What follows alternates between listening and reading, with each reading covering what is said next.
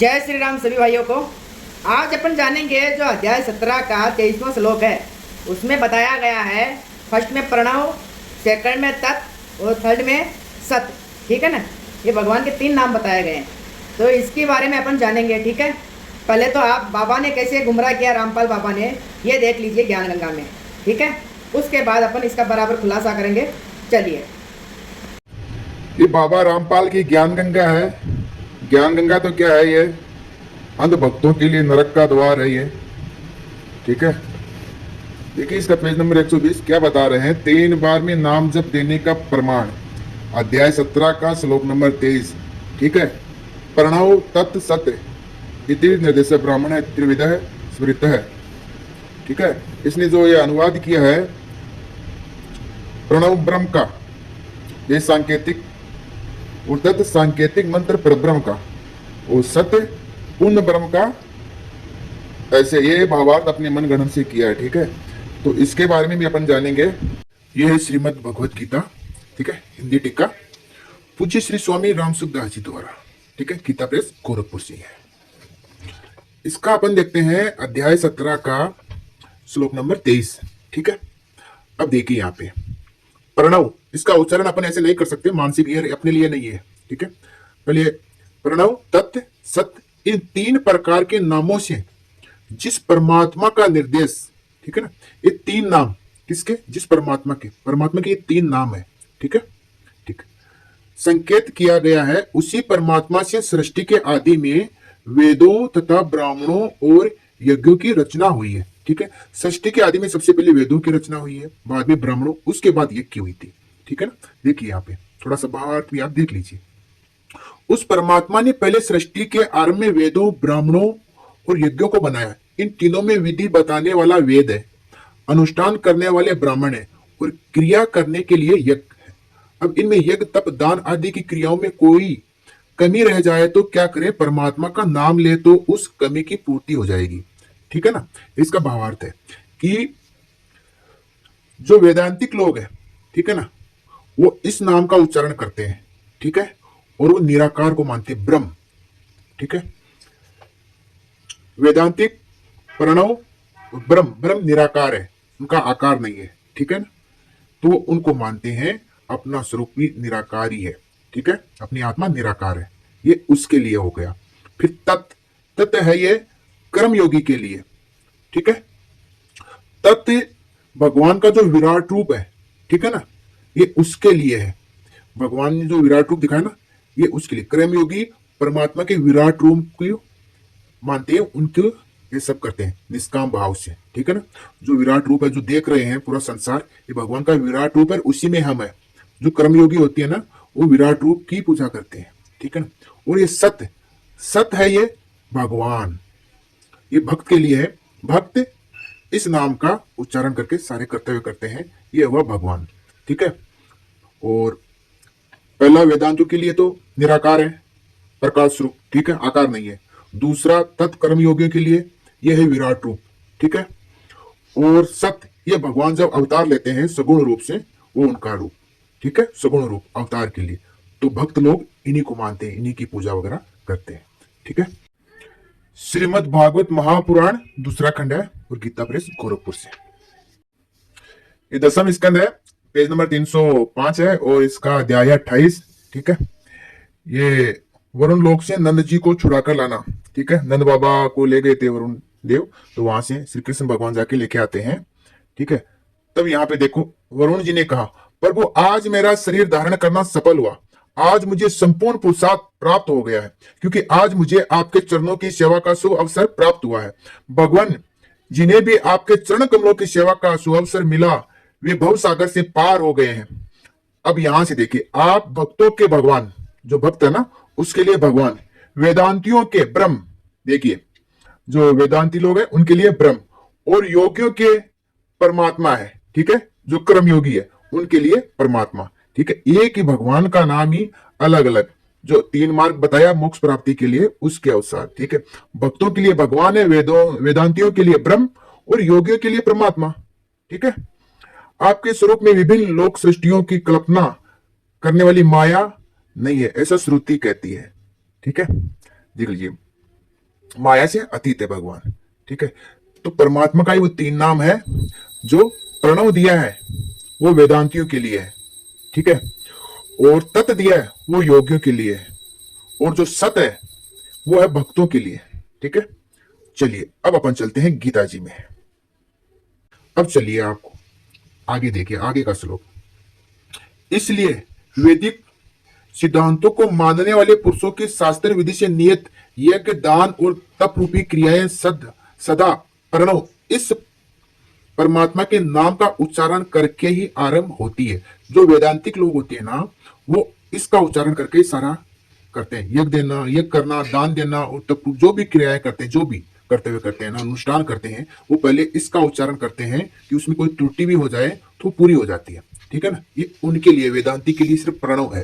फिर जो कर्मयोगी है, ठीक है ना, वो विराट रूप के लिए जो भी वो कर्तव्य करते हैं। देखिए, तत् नाम से कहे जाने वाले परमात्मा के लिए ही सब कुछ है। ठीक है ना, ऐसा मानकर मुक्ति चाहने वाले मनुष्य द्वारा फल की इच्छा से रहित, ठीक है ना, वो जो भी कर्तव्य करते हैं ना, निष्काम भाव से करते हैं, फल की इच्छा नहीं रखते, कर्मयोगी उसको बोलते हैं कर्मयोगी। वो सबके हित के लिए करते हैं।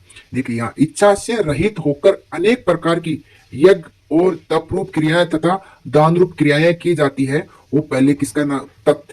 ठीक है ना, देख लीजिए यहाँ इसका भावार्थ देख लीजिए। यहाँ देख लीजिए, तत् पद के बोधक राम, कृष्ण, गोविंद, नारायण, वासुदेव, शिव आदि नामों का उच्चारण करके सब क्रियाएं आरंभ करते हैं। ठीक है ना, तो देख लीजिए अपने घर में अगर कोई मेहमान आता है तो अपन भी उसको तिलक लगा के तो उसको बोलते हैं राम राम। ठीक है ना, रास्ते में कोई अगर मिल जाता है तो हम क्या पहले बोलते हैं? राम राम। ठीक है ना, ऐसे सब भी जितना भी कार्य करते हैं जो कर्मयोगी है वो इच्छा रहित करते हैं, उनकी कोई इच्छा नहीं होती, वो भगवान का नाम इनमें से कोई भी नाम हो लेके बाद में करता है। अपना कल्याण चाहने वाले मनुष्य यज्ञ दान तप तीर्थ व्रत जप स्वाध्याय ध्यान समाधि आदि जो भी क्रियाएं करते हैं वे सब भगवान के लिए, भगवान की प्रसन्नता के लिए, भगवान की आज्ञा पालन के लिए करते हैं, अपने लिए नहीं। कारण कि जिनसे क्रियाएं की जाती है वे शरीर, इंद्रिय, अंतकरण आदि सभी परमात्मा के ही है। बिल्कुल अपना शरीर वगैरह जो भी परमात्मा की अपनी थोड़ी है। ठीक है ना, अपन तो नहीं बनाए ना, हमारे नहीं है। जब शरीर आदि हमारे नहीं है तो घर, जमीन, जायदाद, रुपए, पैसे, कुटुंब आदि भी हमारे नहीं है। ये सभी प्रभु के हैं, और इनमें जो सामर्थ्य, समझ आदि है वह भी सब प्रभु की है, और हम खुद भी प्रभु के ही है। हम प्रभु के हैं और प्रभु हमारे, इस भाव से वे सब क्रियाएं प्रभु की प्रसन्नता के लिए करते हैं। ये है कर्मयोगियों के लिए। ठीक है ना, तत्सत। अब आ जाता है सत्य। ये अगला श्लोक। हे पार्थ, सत्य ऐसा यह परमात्मा का नाम सत्ता मात्र में और श्रेष्ठ भाव में प्रयोग किया जाता है तथा प्रशंसनीय है। क्रम के साथ सत्य शब्द जोड़ा जाता है। ठीक है ना, ये भक्त के लिए आ जाता है। ठीक है ना, देख लीजिए, सद्भाव परमात्मा है। इस प्रकार परमात्मा की सत्ता होने पन का नाम सद्भाव है। उस परमात्मा के सगुण, निर्गुण, साकार, निराकार आदि जितने रूप है, उस सगुण साकार में भी उसके विष्णु, राम, कृष्ण, शिव, शक्ति, गणेश, सूर्य आदि जितने अवतार है वे सबके सब सद्भाव के अंतर्गत है। इस प्रकार जिसका किसी देश, काल, वस्तु आदि में कभी अभाव नहीं होता, ऐसे परमात्मा के जो अनेक रूप है, अनेक नाम है, अनेक तरह की लीलाएं हैं, वे सबके सब सद्भाव के अंतर्गत है। ठीक है, परमात्मा प्राप्ति के लिए अलग अलग संप्रदायों में अलग अलग जितने साधन बताए गए हैं, उनमें हृदय की जो दया, क्षमा आदि श्रेष्ठ उत्तम भाव है। देखिए, दया, क्षमा, ठीक है, श्रेष्ठ उत्तम भाव है, वे सबके सब साधु भाव के अंतर्गत है। सत्ता में और श्रेष्ठता में सत्य शब्द का प्रयोग किया जाता है, अर्थात जो सदा है, जिसमें कभी किंचन मात्र भी कभी कमी और अभाव नहीं होता, ऐसे परमात्मा के लिए और उस परमात्मा की प्राप्ति के लिए देवी संपत्ति के, देख लिए, ये देवी संपत्ति मतलब जिनका स्वभाव देवी प्रकृति, प्रकृति बोलते हैं शरीर को, देवी प्रकृति का। तो देवी प्रकृति मतलब सबको सुख देने का भाव रहता है, खुद की उसकी इच्छा बिल्कुल नहीं, तो सबको सुख देने का यही भाव। तो जैसे देवता है, वायुदेव है तो हम सबको वायु दे रहे हैं, सूर्य देव हमको सबको प्रकाश दे रहे हैं, ठीक है, इंद्र देव हमको बारिश वगैरह।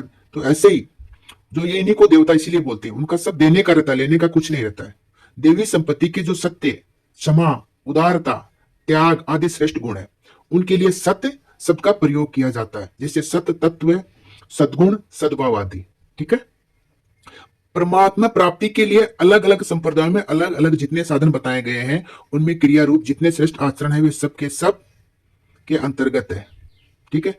इसी प्रकार शास्त्र विधि के अनुसार यज्ञोपवीत, विवाह आदि संस्कार, अन्नदान, भूमिदान, गोदान आदि दान और कुआ, बावड़ी खुदवाना, धर्मशाला बनवाना, मंदिर बनवाना, बगीचा लगवाना आदि श्रेष्ठ कर्म भी प्रशस्ते कर्मणीय के अंतर्गत होते हैं। इन सब श्रेष्ठ आचरणों में, श्रेष्ठ कर्मों में सत्य शब्द का प्रयोग किया जाता है। ठीक है, ये हुआ। अब देखिए,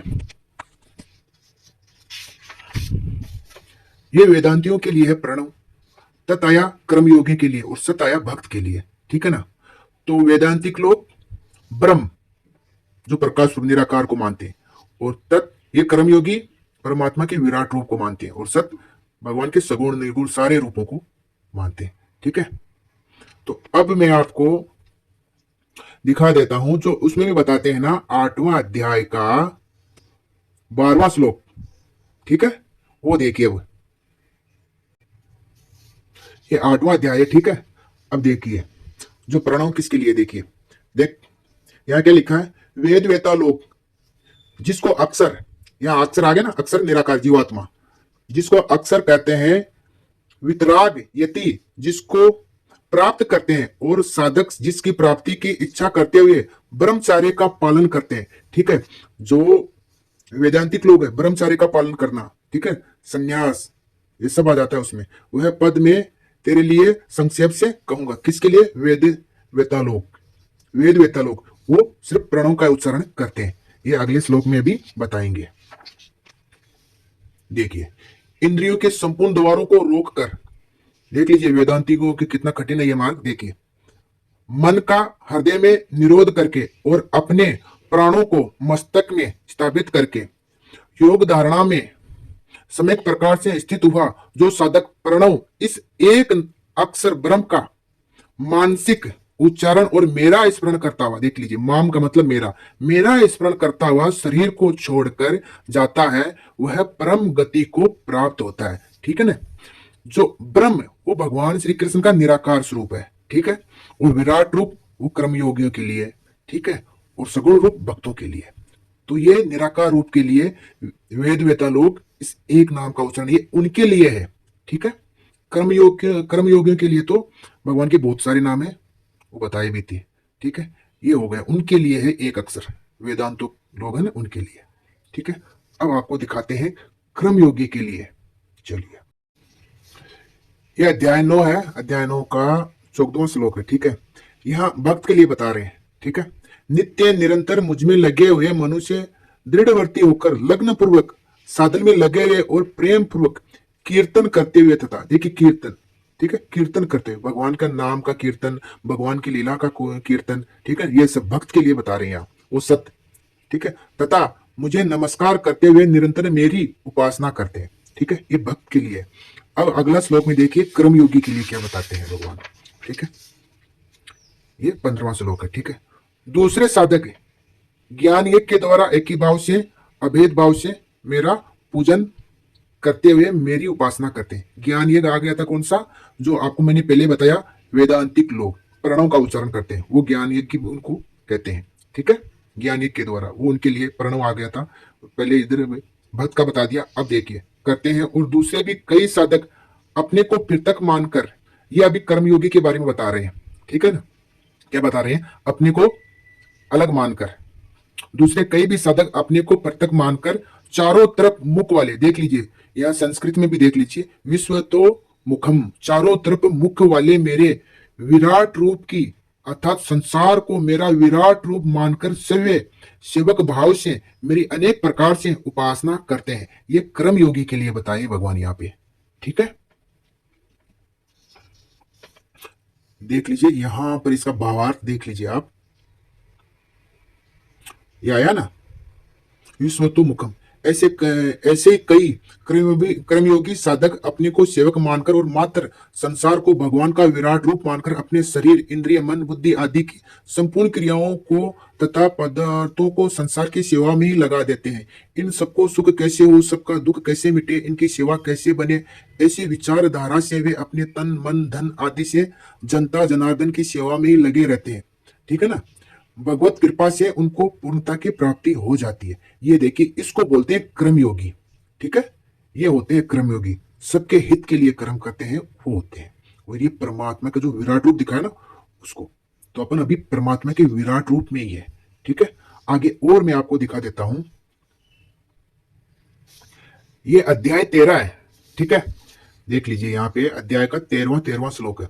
यहाँ पे देखिए तत् शब्द आया है। ठीक है ना, ये कर्म योगियों के लिए आया है। ठीक है, देख लीजिए तत् था ना, प्रणव तत् सत। देखिए अभी वे परमात्मा सब जगह हाथों और पैरों वाले, देखिए सब जगह हाथों और पैरों वाले, सब जगह नेत्रों, सिरों और मुखों वाले तथा सब जगह कानों वाले, वे संसार में सबको व्याप्त करके स्थित है।